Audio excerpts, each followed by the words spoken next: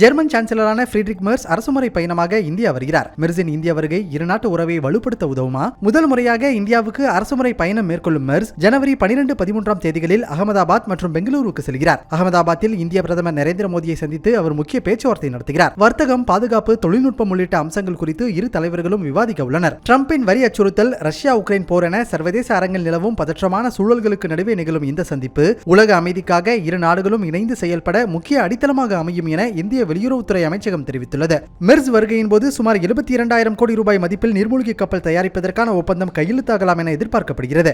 இது இந்திய பாதுகாப்புத்துறை மேற்கொள்ளும் மிக முக்கிய ஒப்பந்தங்களில் ஒன்றாக கருதப்படுகிறது. இதன் மூலம் ஜெர்மன் தொழில்நுட்பத்தில் இந்தியா அதிநவீன நீர்மூழ்கி கப்பல்களை தயாரிக்க முடியும். இந்தியா வசம் உள்ள பெரும்பாலான நீர்மூழ்கி கப்பல்கள் ரஷ்ய தயாரிப்புகளாகவே உள்ளன. தொழில்நுட்பத்தை வழங்க ஜெர்மனி முன்வரும் சூழலில் இனி ரஷ்யாவை சார்ந்திருக்கும் நிலை இந்தியாவுக்கு குறையும் என சர்வதேச அரசியல் ஆய்வாளர்கள் தெரிவிக்கின்றனர். இதேபோல ஐரோப்பாவில் இந்தியாவின் முக்கியமான வர்த்தக கூட்டாளிகளில் ஒன்றாகவும் ஜெர்மனி திகழ்கிறது. டிரம்பின் வரி நெருக்கடியை சமாளிக்க ஜெர்மன் சந்தைகளில் உள்ள வாய்ப்புகள் குறித்தும் இந்தியா ஆலோசிக்கும் என தெரிகிறது. 2024 ஆண்டு நிலவரப்படி இரு நாடுகளுக்கு இடையே 2 லட்சம் கோடி ரூபாய்க்கும் அதிகமாக வர்த்தகம் நடைபெற்றுள்ளது.